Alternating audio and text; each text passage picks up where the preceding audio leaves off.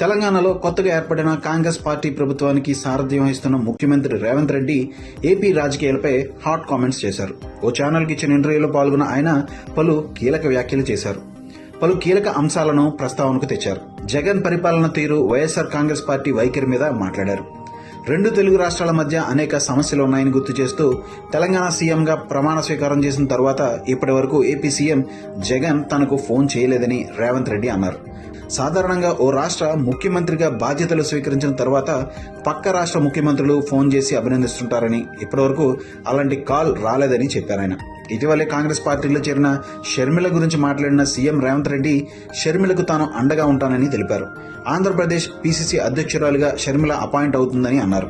ఆంధ్రప్రదేశ్లో కాంగ్రెస్ పార్టీ ప్రాతినిధ్యం వహించనున్నారని వెల్లడించారు. త్వరలో పార్టీ అధిష్టానం నిర్ణయం తీసుకుంటుందని చెప్పారు. ఏపీలో వైకాపాలో టికెట్ దక్కని నాయకులను తాము పార్టీలో చేర్చుకుంటామన్నారు రేవంత్ రెడ్డి. వాళ్లకు తామే టికెట్లు ఇస్తామనే భరోసా ఇచ్చారు. కాంగ్రెస్ పార్టీ భవిష్యత్తులో పూర్వ వైభవాన్ని సంతరించుకుంటుందని ధీమా వ్యక్తం చేశారు. కర్ణాటకలో కాంగ్రెస్ విజయం సాధించిన తర్వాత తెలంగాణలో గెలుపుపై ధీమా ఏర్పడిందని అన్నారు. అలాంటి పరిస్థితులే ఏపీలోనూ వస్తాయని చెప్పారు. ఆంధ్రప్రదేశ్తో పాటు తెలంగాణ పరిపాలన అంశాలపై మాట్లాడారు ఆయన.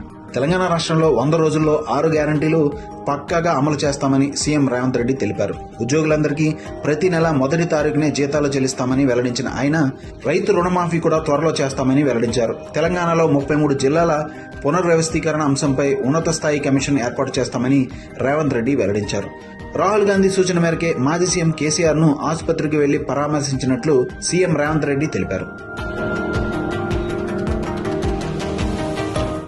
మా వీడియో మీకు నచ్చినట్లయితే please like, share and subscribe.